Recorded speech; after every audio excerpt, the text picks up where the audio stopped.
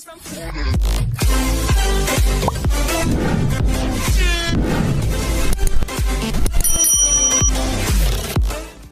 4. Peluang.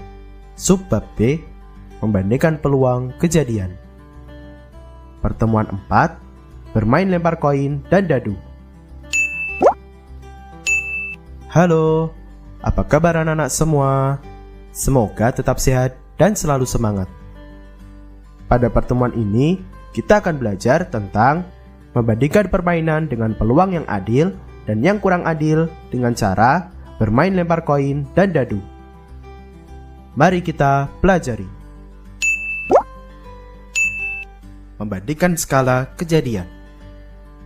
Permasalahan, Dian akhirnya memberanikan diri untuk mengikuti lomba menyanyi. Di kategori 1 untuk siswa SD kelas 4-6, total hanya ada 12 peserta. Di kategori 2 untuk siswa SMP, total ada 35 peserta. Sedangkan kategori 3 untuk siswa SMA, total ada 27 peserta. Ayah, ibu, dan saudara Dian lainnya datang untuk menyemangati dia. Perhatikan percakapan berikut. Aduh, aku gugup sekali tadi. Peluang aku menang sangat kecil. Dian, jangan berkata begitu. Coba lihat. Di kategori SMP ada 35 peserta dan SMA ada 27 peserta. Kamu hanya berkompetisi dengan 11 peserta lainnya. Peluang kamu menang masih sangat besar. Iya Dian, apalagi suara nyanyianmu tadi sangat merdu di telinga. Jangan patah semangat dulu Dian. Selanjutnya, ayo berpikir kritis. Menurut kalian, apakah peluang menang Dian termasuk besar atau kecil? Coba jelaskan alasan kalian. Kalau Dian sekarang sudah SMP, apakah peluang menangnya lebih besar atau lebih kecil? Coba diskusikan perkiraan kalian dengan teman sebangku kalian. Berikutnya, eksplorasi. Bermain lempar koin dan dadu. Dalam kelompok 2 orang, kalian akan bermain dengan koin dan dadu selama 3 ronde. Untuk menang, kalian harus melempar koin dengan sisi gambar atau dadu dengan angka 6. Perhatikan langkah-langkah setiap rondenya. Ronde 1. Koin. 1. Masing-masing dari kalian menggenggam 1 koin. 2. Berhitung mundur bersamaan dan lempar koin kalian. 3. Tentukan apakah ada pemenangnya dan siapa. 4. Ulangi hingga 1 orang sudah menjadi pemenang sebanyak 3 kali. Diskusikan dengan teman kalian. Apakah peluang kalian menang di permainan ronde pertama ini cukup besar atau kecil? Mengapa? Contoh penjelasannya, di ronde pertama, kamu hanya bermain dengan koin. Peluang untuk mendapatkan sisi gambar adalah 1/2 atau 50%. Kesimpulannya, peluangmu untuk menang di ronde ini cukup besar, yaitu 50%. Ronde 2, dadu. 1. Masing-masing dari kalian menggenggam 1 dadu. 2. Berhitung mundur bersamaan dan lempar dadu kalian. 3. Tentukan apakah ada pemenangnya dan siapa. 4. Ulangi hingga 1 orang sudah menjadi pemenang sebanyak 3 kali. Diskusikan dengan teman kalian. Apakah peluang kalian menang di permainan ronde pertama ini cukup besar atau kecil? Mengapa?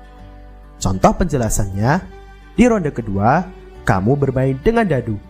Peluang untuk mendapatkan angka 6 adalah 1/6 atau sekitar 16,67%. Kesimpulannya, peluangmu untuk menang di ronde ini lebih kecil dibandingkan ronde pertama, karena hanya 16,67%. Ronde 3, koin dan dadu. 1. Pemenang dari permainan ronde 1 akan memilih apabila ia ingin menggunakan koin atau dadu. 2. Berhitung mundur bersamaan dan lempar dadu atau koin kalian. 3. Tentukan apakah ada pemenangnya dan siapa. 4. Ulangi hingga 1 orang sudah menjadi pemenang sebanyak 3 kali. Diskusikan dengan teman kalian. Apakah peluang kalian menang di permainan ronde ketiga ini cukup besar atau kecil? Apakah peluangnya lebih besar atau kecil dari teman main kalian? contoh penjelasan, peluang untuk menang di ronde ini akan tergantung pada pilihan. Jika kamu memilih koin, peluang menangmu lebih besar 50%. Namun, jika kamu memilih dadu, peluang menangmu akan lebih kecil karena koin memiliki peluang yang lebih tinggi dibandingkan dadu. Berikutnya, 1. Membandingkan peluang dalam permainan. Saat melempar koin, peluang kalian untuk menang lebih besar karena hanya ada 2 kemungkinan kejadian, yaitu menang dan kalah. Peluang menang kamu ada 1 dari 2 jumlah kemungkinan yang ada. Cukup besar kan? Saat melempar dadu, peluang kalian untuk menang lebih kecil karena ada 6 kemungkinan kejadian, yaitu kalah, kalah, kalah, kalah, kalah, dan menang. Peluang menang kamu ada 1 dari 6 jumlah kemungkinan yang ada. Jadi, lebih kecil kemungkinannya. Ingat kembali 3 ronde permainan yang kalian lakukan. Pada ronde 1 permainan, kemungkinan setiap pemain untuk menang sama.